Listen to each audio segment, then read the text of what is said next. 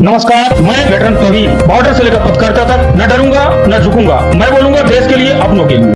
11 खा के वोट देता हो क्या? बिहार के सब लोग बिकाऊ ही है। कैसे पूरे बिहार को गाली देते हैं? तू दारू बांटने गया था, मुर्गा बांटने गया था, मुर्गा बांटने गया था। बोला कैसे? हम थोड़ी बोल रहे हैं, प्रशांत किशोर जो बोलता है वही नहीं बोल रहे हैं हम। तू जाके प्रशांत किशोर की अम्मा को बोल, तू उसने मुर्गा खा के वोट दिया। उसके बाप को बोल कि उसने दारू पी के वोट दिया। उसकी बीवी को बोल कि तुमने 500 रुपए लेकर वोट बेचा है। बोल सकता है, लेकिन तू ना हमारी सभाओं में आके बोल रही इस हराम खोर ने हम बिहारियों का नाम इतना खराब कर दिया कि जिससे देखो वही आके गाली देके चला जाता है।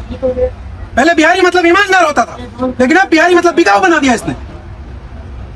आजकल मेरे दोस्त मुझसे पूछते हैं कि यार तुम बिहारी लोग सच में दारू पी के मुर्गा खा के वोट दे देते हो क्या? तो शर्म से सर नीचे झुक जाता है।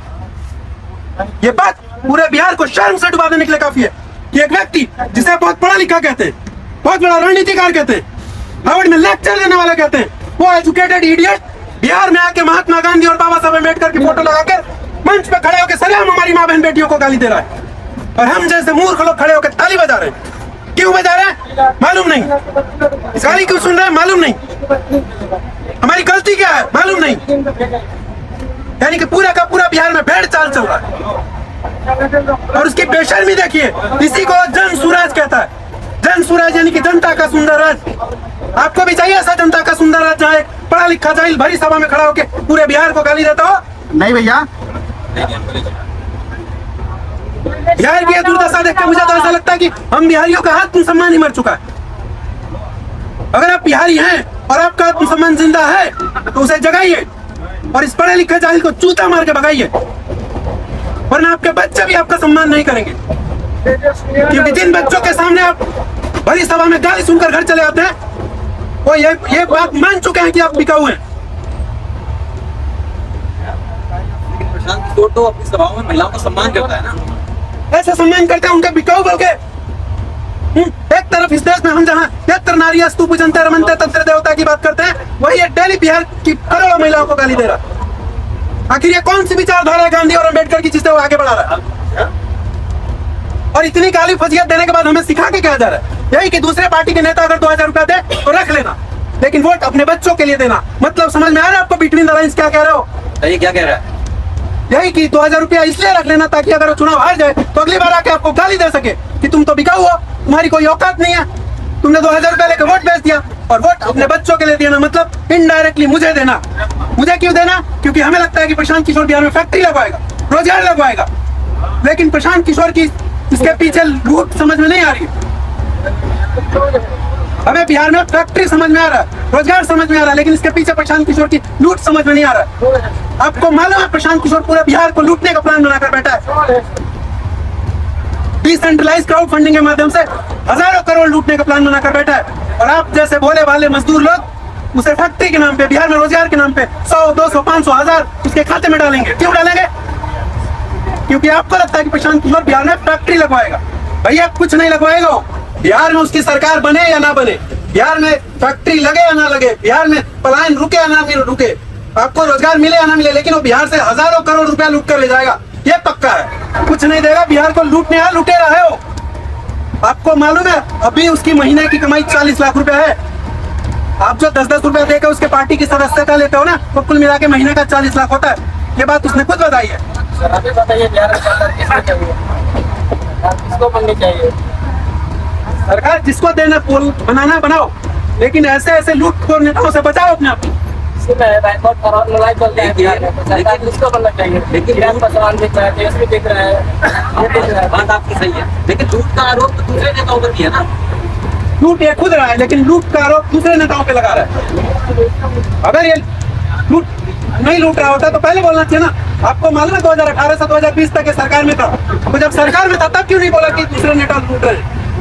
जब तक सरकार में था चुपचाप गुंडों की तरह तमाशा देखता था। और जब चुनाव आया है तो व्यक्तिगत स्वार्थ के लिए दूसरे पे आरोप लगा रहे कि ये लुटेरे और अपने फायदे के लिए। तो कहना ये भी है कि शराब माफियाओं से भी मिला हुआ है।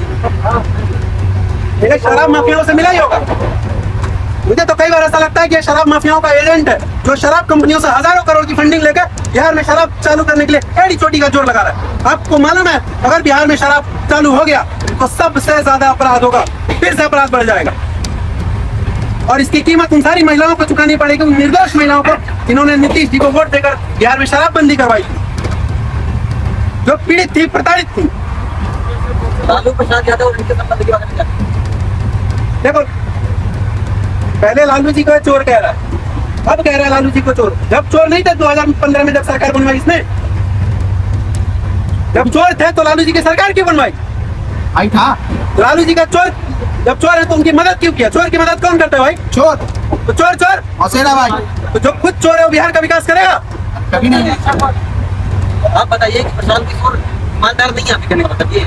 ईमानदार नहीं, एक नंबर का बेईमान है। अगर ईमानदार होता तो जब सरकार में था तब खुलासा करता कि ये नेता चोर है, लेकिन जब तक सरकार में था गुप्त गुंडों की तरह चुपचाप रहा, बोला कुछ नहीं, और जब चुनाव आया तो बोल रहा है कि ये नेता चोर है। ये अपने स्वार्थ के लिए, अपने व्यक्तिगत फायदे के लिए और उनके नुकसान के लिए ये सब मुद्दा उठा रहा है। नहीं, ठीक है, पर आपको क्या लगता है प्रशांत किशोर क्या है? वो बेवकूफिया है एक नंबर का, अपने फायदे के लिए किसी का भी नुकसान कर सकता है। बिहार में सरकार जब अरे किस तरह का बेरुपया भैया? लेकिन मेरा सवाल ये है कि वो तो बिहार की सभी एक फैमिली को 20-30 लाख रुपए का लाभ कार्ड देने की बात कर रहा है। भैया, लाभ कार्ड सबसे बड़ा धोखा है। आपको मालूम है, बिहार में तेजस्वी लाया था माई बहन योजना, माई बहन सम्मान योजना, जिसमें 2500 प्रत्येक महिला को दिया जाना था। तो प्रशांत किशोर उसका मजाक उड़ाते हुए कहता है कि 2500 का बजट, इतना बजट ही नहीं बिहार सरकार के पास। जब 2500 का बजट नहीं है प्रत्येक महिला को देने के लिए, तो 20,000 प्रत्येक परिवार को देने के लिए बिहार सरकार के पास बजट है। लूट के देगा। सही बात है, सब मूर्ख बनाने का धंधा, वोट लूटने के लिए झांसा दिया जा रहा है। ये बताइए कि प्रशांत किशोर का समर्थन करने वाले मुसलमान हैं। आपको मालूम है, जब मुसलमानों की सभा में जाता है तो वहाँ चुपचाप कुछ नहीं बोलता। पहले हिंदुओं की सभा में जाता है तो वहाँ मुर्गा की बात करता है, दारू की बात करता है, लेकिन जब मुसलमानों की सभा में आता है तो वहाँ पे पहले दाढ़ी बढ़ाता है, फिर टोपी लगाता है, उसके बाद में गमछा लगाता है, फिर वहाँ पे हदीस की बात करता है, कुरान की बात करता है, पैगम्बर की बात करता है, मोहम्मद की बात करता है। लेकिन ये बात मुसलमानों को कभी नहीं बताता कि इस्लाम में शराब हराम है, और इसकी सरकार बन गई सबसे पहले शराब कर दी। बताइए बिहार में किसका सरकार आजकल नीतीश कुमार। और आजकल ना नीतीश कुमार का हमलावर बन गया, इसका क्या है? देखिए, जब ये बीजेपी के साथ में था तो अब की बार मोदी सरकार कहता था, जब महागठबंधन के साथ में आया तो बोलता था बिहार में बाहर नीतीश कुमार है, और जब अपनी पार्टी बना ली तो उसी नीतीश कुमार को गाली दे रहा है जिन्हें अपना बाप मानता है। मतलब सीधा पहनी का लोटा। जो आदमी अपने बाप का नहीं हुआ, वो आपका होगा कभी नहीं। ऐसे नमक हराम को न वोट देंगे न नोट देंगे, और दोबारा अगर गाली दिया तो ठोक देंगे। ठोकने से याद है कि आजकल मुसलमानों की सभा में जाके योगी जी को ठोकने की बात कर रहे हैं। अब आप मुझे बताइए, इस देश के लिए खतरा कौन है? जो सबका साथ सबका विकास कर रहे हैं वो, क्या ये जयचंद जो 40% हिंदुओं को तोड़कर 40-20% मुसलमानों को जोड़कर हिंदुओं के यानी कि योगी जी को ठोकने की बात कर रहे हो? जयचंद ये है, इसको पहचानिए। ये वही है जो सीए एनआरसी का विरोधी है, ये वही है जो वक्फ बोर्ड बिल का विरोधी है, ये वही है जो जेएनयू वाले गद्दार में इसको काबिल नेता दिखाई देता है, ये वही है जो भारतीय सेना को बलात्कारी कहने वाले गद्दार में इसको काबिलियत दिखाई देती है। ऐसे जयचंद को सावधान रहिए। अगर बिहार में ऐसे युवा रहेंगे, ऐसे जानकार लोग रहेंगे, तो वहाँ की सरकार कभी भी डब्बे में नहीं जाएगी। अरे भैया देखो कितना दिक्कत होता है जाने में। आपका मैसेज क्या है लोगों के लिए? आप क्या कहना चाहते हैं? देखिए, बिहार में विकास होना चाहिए, लेकिन इन शर्तों पे नहीं कि हिंदू मुस्लिम बांट दिया जाए, हिंदुओं को हिंदुओं से बांट दिया जाए, इस शर्त पे कभी विकास नहीं होना चाहिए। जनगणना हो गया, मालूम पड़ गया। आप फूट डाल के राजनीति करो से बचो, डिवाइड एंड रूल से बचिए। ये सब इसका खेल है एक तरह से, हिंदुओं को हिंदुओं से बांटने का।